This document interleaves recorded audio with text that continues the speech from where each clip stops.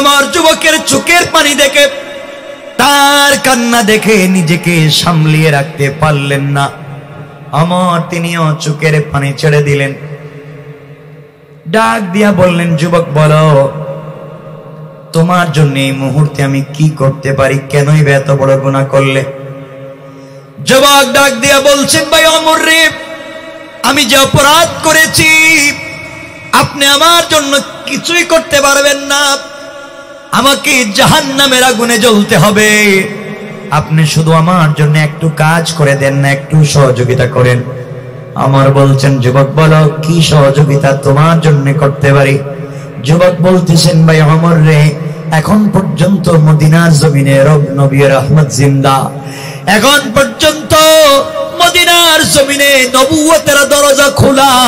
আমার বিশ্বাস, তুমি যদি আমাকে নিয়ে বিশ্ব নবীর দরবারে পৌঁছে যাও, নবীজির কাছে গিয়ে যদি আমার অন্যায়ের কথা খুলে বলতে পারি, আর আমার নবী যদি আমার ব্যাপারে আল্লাহর দরবারে হাত উঠাইয়া সুপারিশ করেন, আমার বিশ্বাস আমার রাসূলের দোয়াকে আল্লাহ ফিরাইয়া দিবে না।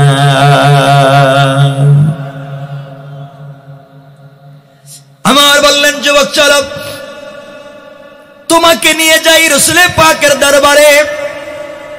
হযরত আমার যুবকটাকে নিয়ে বিশ্ব নবীর বাড়িতে পৌঁছে গেলেন।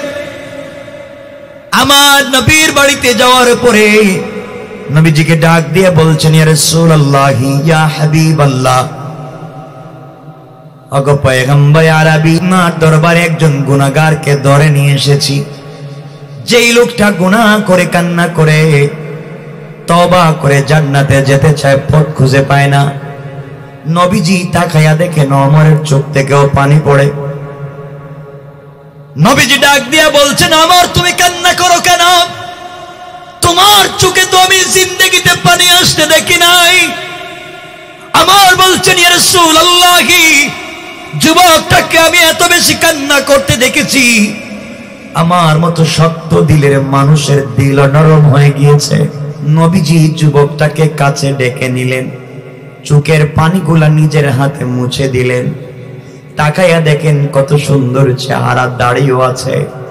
ডাক দিয়া বললেন, যুবক, কেনই কান্না করো? কি হয়েছে? কি অপরাধ তুমি করেছো বলো না? যুবক বলতেছেন, পয়গম্বর আরবি, আমি এত বেশি অন্যায় করে ফেলেছি, এত বড় অপরাধ করেছি, আল্লাহ আমার গুনাহ মাফ করবেন না। আমার নবীজি ডাক দিয়ে বলছেন, যুবক রে, এখন পর্যন্ত আমি বিশ্ব নবী জিন্দা, তুমি আমার পিছনে সালাত পড়ো, আমাকে তুমি মানো, বলো কি গুনাহ করেছো? তোমার ব্যাপারে আল্লাহর দরবারে সুপারিশ করতে পারি, আমার বিশ্বাস আল্লাহ তোমাকে ক্ষমা করে দিতে পারেন। যুবক বলতেছেন, পয়গম্বর আরবি, আমি যদি আমার গুনার কথা আপনাকে বলি, আপনি আমাকে তাড়াইয়া দিবেন, মাইরা পিটাইয়া বাড়ি থেকে বের করে দিবেন। নবীজি বললেন, যুবক বলো, আমি মারবো না। কি গুনাহ করেছো আমাকে একটু খুলে বলো।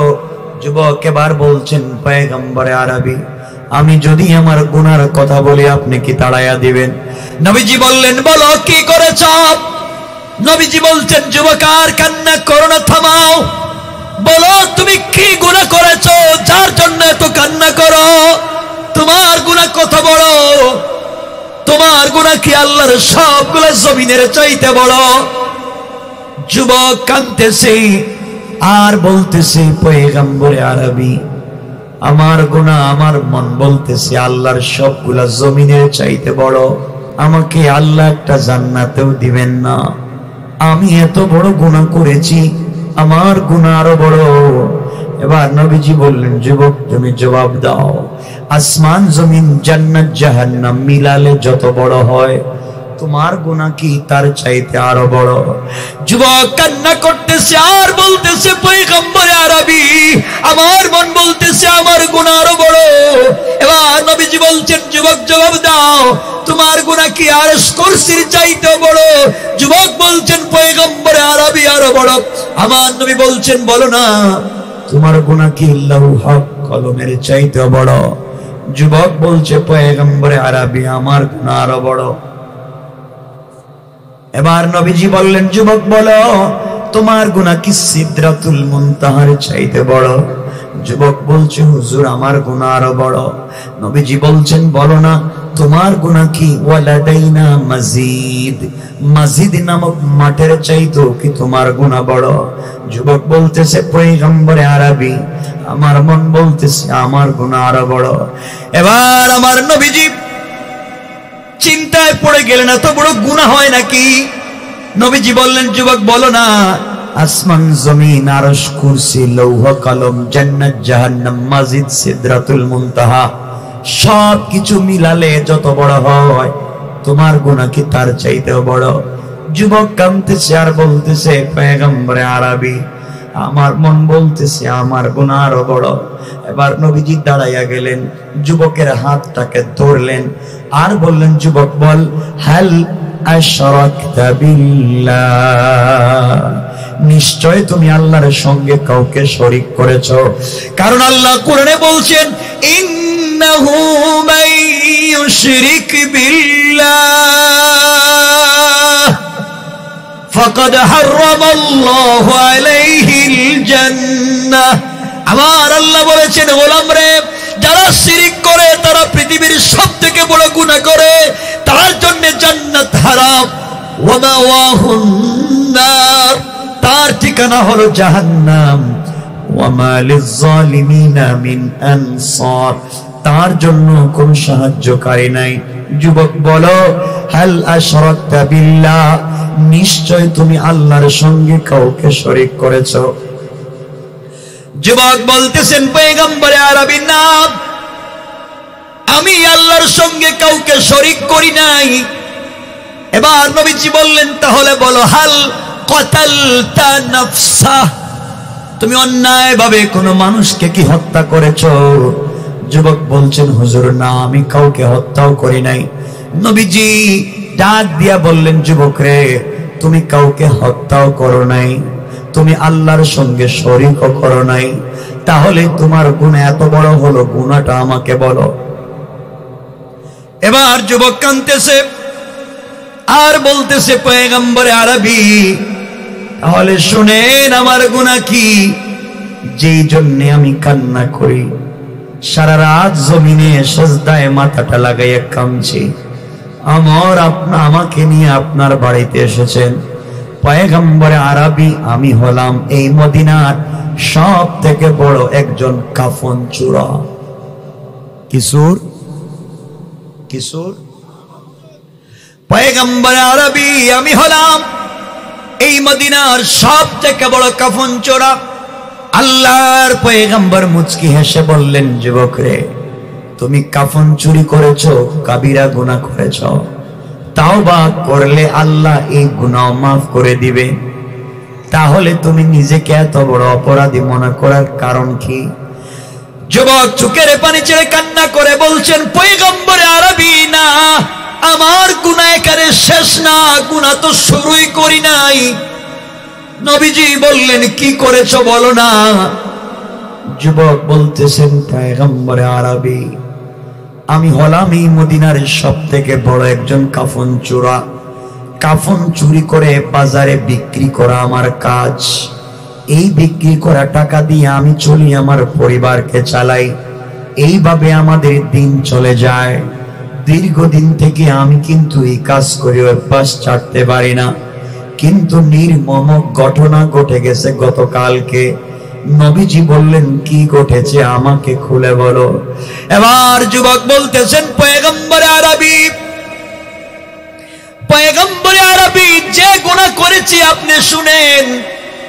ইয়া রাসূলুল্লাহ, গতকালকে মদিনার এক আনসারী যুবতী মেয়ে ইন্তেকাল করেছে, যেই মেয়েটার উপাধি হুরে মদিনা, মদিনার হুর বিশ্ব সুন্দরী। এই মেয়েটা গতকালকে ইন্তেকাল করেছে, একজন আনসারী সাহাবীর মেয়ে। এই মেয়েটা কুরআনের হাফেজা। এই মেয়েটা সারাদিন রোজা রাখে, সারা রাত্র রবের কদমে সেজদা করে। পৃথিবীর কোন পুরুষ মানুষ মেয়েটাকে দেখে নাই। পয়গম্বরে আরবি মেয়েটা আজ পর্যন্ত বিয়ে করে নাই। মদিনার কত যুবক ছেলে কোটি টাকা নিয়ে মেয়েটাকে একটা নজর দেখতে চায়, কিন্তু আজ পর্যন্ত মেয়েটাকে একটা বার দেখতে পারে নাই। আগো আল্লাহর পয়গম্বর, মেয়েটা কুরআনের হাফেজা, আনসারী সাহাবীর মেয়ে, 5 ওয়াক্ত নামাজি, তাহাজ্জুদ ওয়ালা, রোজা ওয়ালা। এই মেয়েটা গতকালকে হঠাৎ করে ইন্তেকাল করেছে। ইন্তেকাল করবার পরে মেয়েটাকে গোসল করাইয়া, কাফন পরাইয়া, তার আত্মীয় স্বজন মিলে তাকে জানাজার নামাজ পড়াইয়া যথারীতি নিয়ম অনুযায়ী তাকে কবরে মাদফুন করে রেখে দেওয়া হয়েছে। পয়গম্বরে আরবি এই মেয়েটা ইন্তেকালের পরে তাকে যখন কবরে রেখে দেওয়া হয়েছে, কবর দিয়া আত্মীয় স্বজন পরিবারের সবাই যার যার বাড়িতে চলে গিয়েছে। রাত্র যখন গভীর হয়ে যায়, গভীর রজনীতে আমি আমার চিরাচরিত নিয়ম অনুযায়ী, আমি আমার কাজ অনুযায়ী গুরুস্থানে চলে গেলাম। নতুন কবরটা খনন করতে শুরু করলাম। যেই মানুষটা নতুন মারা যায় তার কবর খনন করে কাফনের কাপড় বাজারে বিক্রি করাই আমার ব্যবসা, আমার নেশা, আমার পেশা। এই নিয়তে এই মেয়েটার কবর খনন শুরু করলাম। কবর খনন করতে করতে কবরের ভিতরে ঢুকে পড়লাম। পয়গম্বরে আরবি কবরের ভিতরে ঢুকে 5টা কাফনের কাপড় আমি চুরি করলাম। 5টা কাফনের কাপড় চুরি করে হুরে মদিনা, বিশ্ব সুন্দরী কুরআনের হাফেজা, তাকে উলঙ্গ করে কবরের ভিতরে তার লাশটাকে ফেলে দিয়া আমি যখন কবর থেকে উঠে যেতে চাই, এমন সময় শয়তান আমাকে কুমন্ত্রণা দিতে লাগলো। শয়তান আমাকে ওয়াসওয়াসা দিতে লাগলো। শয়তান আমাকে বলতে লাগলো, আহম্মক, বেওকুফ যুবক, তোর মতো বেওকুফ দুনিয়ার জমিনে আর নাই। ও যুবক, তোর ভিতরে কি যৌবনের চাহিদা নাই? তোর ভিতরে কি শারীরিক চাহিদা মিটাবার মতো শক্তি নাই? যুবক রে, তুই কি তোর ভিতরে জওয়ানি নাই? ও যুবক, ও যুবক, তুমি কাকে কবরের ভিতরে একা একা রেখে যাও? যেই মেয়েটাকে দেখবার জন্য মদিনার ছেলেরা লাইন ধরে দাঁড়িয়ে থাকে, যেই মেয়েটাকে একটা বার স্পর্শ করার জন্য কোটি টাকা দিতে চায়। যুবক, যেই মেয়েটা সত্যি আজ পর্যন্ত কোন পুরুষ স্পর্শ করে নাই, মেয়েটা হুরে মদিনা, বিশ্ব সুন্দরী, এমন একটা মেয়েকে উলঙ্গ করে কবরের ভিতরে ফেলে দিয়ে চলে যাও। তোমার ভিতরে কি যৌবনের চাহিদা নাই? যুবকরে, তুই যদি এই মুহূর্তে এই মেয়েটার সঙ্গে কবরের ভিতরে জিনা করস, বলেন না নাউজুবিল্লাহ। সবাই বলেন নাউজুবিল্লাহ। ও যুবক, তুমি যদি কবরের ভিতরে এই মেয়ের সঙ্গে জিনা করো, তাহলে তুমি তো বিশ্ব সুন্দরী মেয়ের সঙ্গে জিনা করতে পারলে, মেয়ে বিশ্ব সুন্দরী একটা মেয়ের সঙ্গে মেলামেশা করতে পারলে, তুমি তোমার যৌবনের চাহিদা মিটাতে পারলে। এমন মেয়ে তো কোটি টাকা দিয়ে স্পর্শ করা যাবে না। পয়গম্বরে আরবি শয়তানের ওয়াসওয়াসায় পড়ে, শয়তানের কুমন্ত্রণায় পড়ে এক পর্যায়ে হাতের লাইট দিয়া, আলো দিয়া, টর্চ দিয়া কবরের ভিতরে আলোটা লাগাইয়া দিলাম। তাকাইয়া দেখি সত্যি তো বিশ্ব সুন্দরী একটা মেয়ে। এত সুন্দর কোন মেয়ে মানুষ পৃথিবীতে হয় কিনা জানি না। পয়গম্বরে আরবি এক পর্যায়ে শয়তানের ওয়াসওয়াসায় পড়ে এই কবরের ভিতরে কুরআনের হাফেজা হুরে মদিনার সঙ্গে জিনা করেছি, বলেন না নাউজুবিল্লাহ। পয়গম্বরে আরবি কবরের ভিতরে জিনা করার পরে আমি আমার যৌবনের চাহিদা মিটাইয়া 5টা কাফনের কাপড় চুরি করে যখন কবর থেকে বের হয়ে যায়, এমন সময় আমি শুনতে পাই এই মেয়েটা জিন্দা হইয়া কথা বলতেছে। আমি শুনি, আমার কানে শুনি মেয়েটা কথা বলতেছে। মেয়েটা আমাকে ডাক দিয়ে বলতেছে, যুবক রে, সত্যি তোর মতো আহাম্মক নাফরমান আল্লাহর জমিনে আর নাই। ও যুবক, কয়েক মিনিটের আনন্দের জন্য তুই কেমনে আজীবন জাহান্নাম কিনে নিলে? যুবক রে, সারা জীবন আমি আমার চরিত্রের হেফাজত করে আসলাম, সারা জিন্দেগি আমি আমার চরিত্রের হেফাজত করেছি। দুনিয়ার কোন পুরুষ আমাকে স্পর্শ করা দূরের কথা, আমাকে দেখেও নাই। আর তুমি আমার সঙ্গে কবরের ভিতরে জিনা করলে। যুবক রে, মৃত্যুর সময় মা বাবা গোসল করায়া কবরে আমাকে দিয়েছিল। আমার বিশ্বাস ছিল আমি ওযু অবস্থায় পবিত্র রবের সামনে দাঁড়াবো। যুবক, তুমি আমার সঙ্গে জিনা করে আমাকে অপবিত্র করে দিলে। আমি এখন রবের সামনে অপবিত্র হিসাবে দাঁড়াইয়া যাব।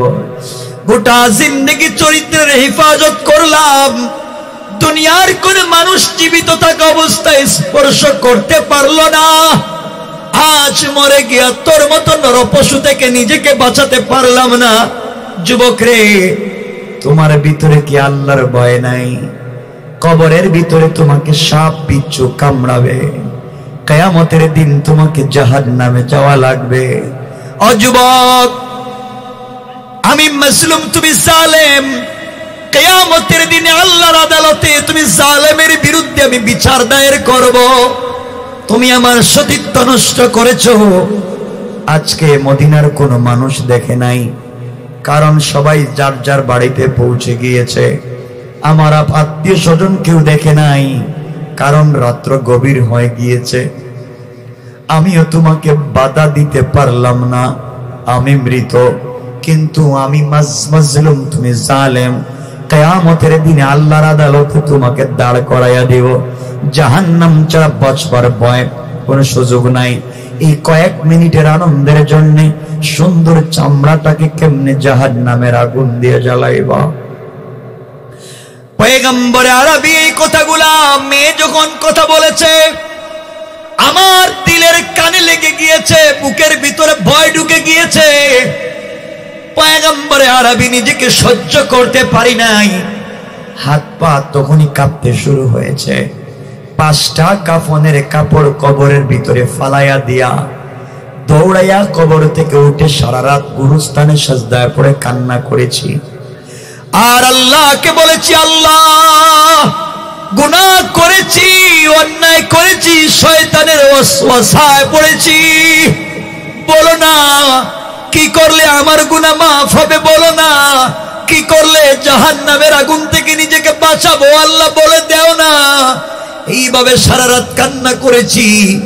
পয়গম্বরে আরবি সকাল পর্যন্ত চৌরাস্তার মোড়ে এইভাবে সারা রাত জেগে কান্না করেছি।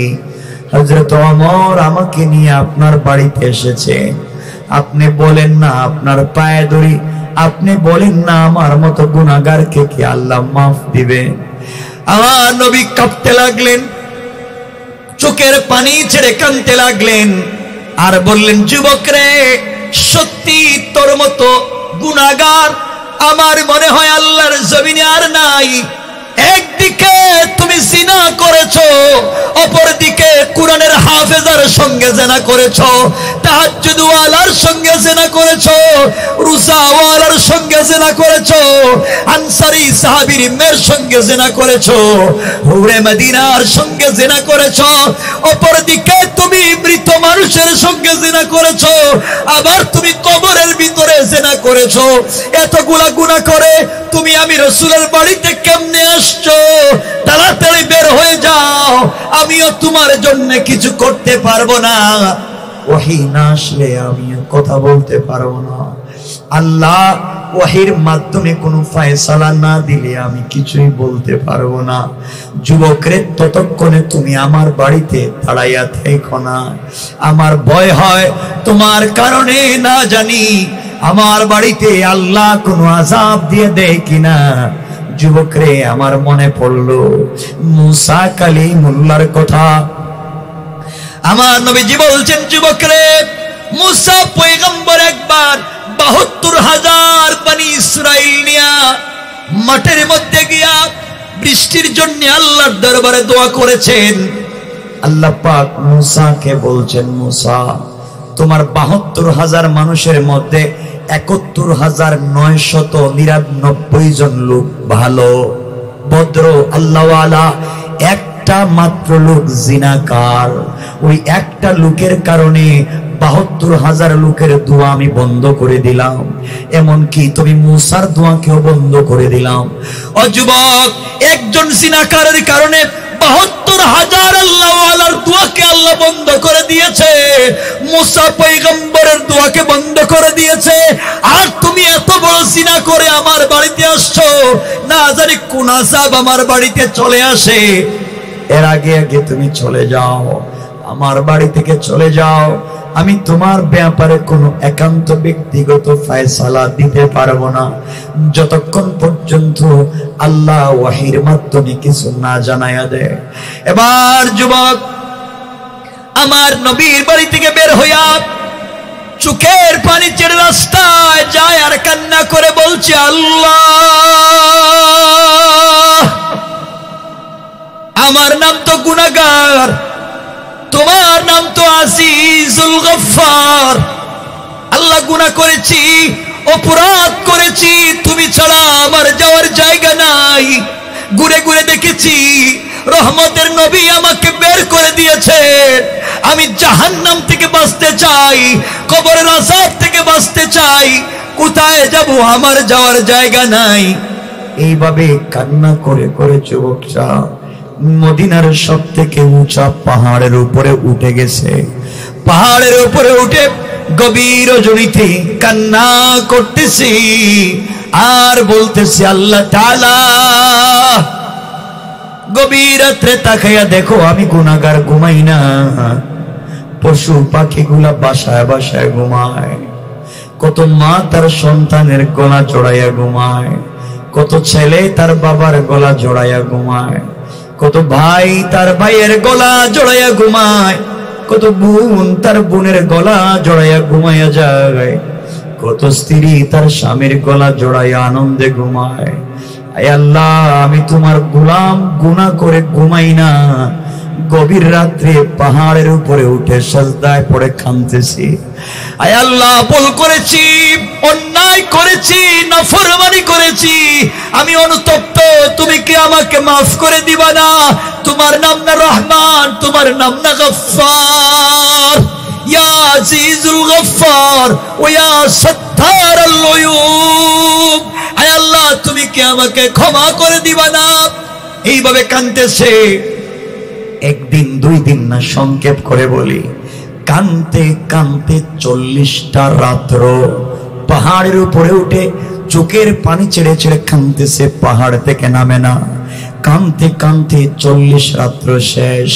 40তম রাত্রে ফজরের সালাত আমার রাসূল মসজিদে নববীতে ইমামতি করলেন।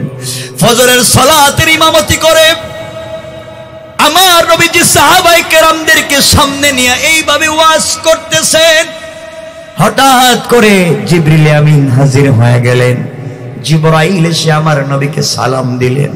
সালাম দিয়ে বলছেন, ইয়া রাসূলুল্লাহ, আল্লাহ আপনাকে সালাম দিয়ে 4টা প্রশ্ন করতে বলেছেন, আপনি অনুমতি দিলে আমি প্রশ্নগুলো করতে পারি।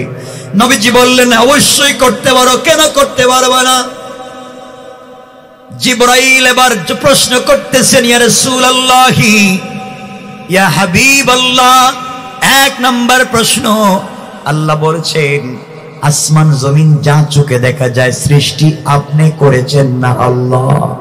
নবীজি বললেন, জিবরাইল, এটা কি কোনো প্রশ্ন হলো নাকি? এমন প্রশ্ন তো জীবনেও করো নাই। সবকিছু তো সৃষ্টি একমাত্র আল্লাহ করেছেন। ও জিবরাইল, এমন প্রশ্ন কেন? ইয়া রাসূলুল্লাহ, 2 নাম্বার প্রশ্ন, দুনিয়ার মানুষের হায়াত মউতের মালিক আপনি না আল্লাহ? নবীজি বললেন, জিবরাইল, এগুলো কেমন প্রশ্ন তুমি করো? হায়াত মউতের মালিক তো আল্লাহ, আমার হায়াত মউতের মালিক তো আল্লাহ। জিবরাইল বলছেন, 3 নাম্বার প্রশ্ন, আপনি বলেন পৃথিবীর সকল মানুষের রিজিক আপনি দেন না আল্লাহ? নবীজি বললেন, জিবরাইল রে, এটা কেমন কেমন প্রশ্ন করো? এমন প্রশ্ন তো জীবনেও করো নাই। তুমি আমার কাছে 40,000 বার এসেছো, এমন প্রশ্ন তো জীবনেও করো নাই। রিজিকের মালিক তো একমাত্র আল্লাহ। পয়গম্বরে আরবি আমার 4 নম্বর প্রশ্ন, কোন গোলাম যদি গুনাহ করে, নাফরমানি করে, গুনাহ কি মাফ আপনি করবেন না আল্লাহ? নবীজি বললেন, জিবরাইল, গুনাহ করলে তো মাফ করার মালিক একমাত্র আল্লাহ। ইয়া রাসূলুল্লাহ, 4 প্রশ্নের জবাব আপনার কাছ থেকে সঠিকভাবে পেয়েছি। এবার আপনার কাছে জানতে চাই, আজ থেকে 40 দিন আগে একটা নওজোয়ান যুবক কবরের ভিতরে জিনা করে তওবার জন্য, জাহান্নাম থেকে বাঁচবার জন্য হাউমাউ করে কাঁদতে কাঁদতে আপনার বাড়িতে আসছিল। আপনি তার সবগুলা কথা শুনবার পরে ওহী আসে নাই, ওহীর মাধ্যমে আল্লাহ আপনাকে কিছু জানায় নাই। এই বলে যুবকটাকে বের করে দিয়েছেন গুনাহগার হওয়ার কারণে, বড় অপরাধী হওয়ার কারণে। আপনি রহমতের নবী গুনাহগারকে বাড়িতে জায়গা দিলেন না।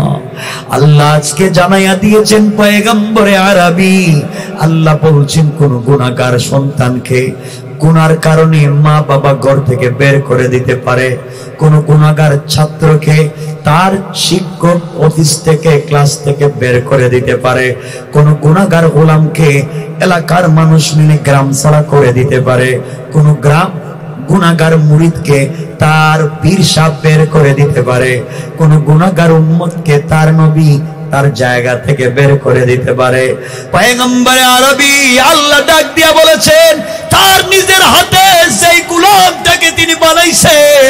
এই গোলাম আসমান জমিন পর্যন্ত যদি গুনাহ করে ওপরে ফেলে, এমন কোন গুনাহগার গোলামকে আমার আল্লাহ তার রহমতের দরওয়াজা থেকে 1 মিনিটের জন্য তাড়াইয়া দেয় না। পয়গম্বরে আরবি আল্লাহ এই কথা বলতে চায়, আল্লাহ 1 মিনিটের জন্য কোন গোলামকে তাড়াইয়া দেয় না। আল্লাহ বলছেন, লা তাখুযুহু সিনাতুন ওয়ালা নাওম, আমি ঘুমাই না। কোন গোলাম গুনাহ করে আমার কাছে তওবা করবে, আমি যদি ঘুমাইয়া যাই কে আমার গোলামের তওবা কবুল করবে? এই জন্য আমি আল্লাহ ঘুমাই না।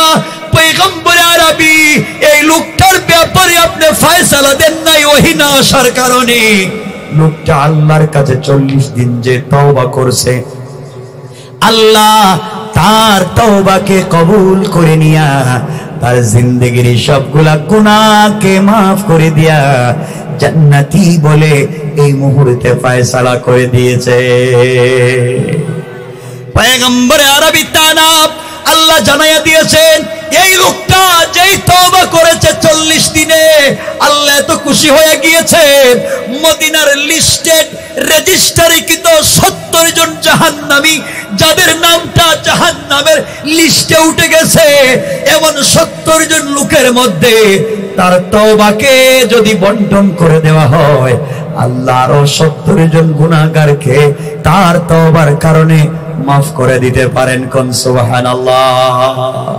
এই কথা আমার আল্লাহ আমার তেলাওয়াতকৃত আলোচ্য আয়াতে বলছেন, ওয়াল্লাযীনা ইয়াকুলুনা রাব্বানা সরিফ আন্না আযাব জাহান্নাম ইন্নাহা কানা গরামা।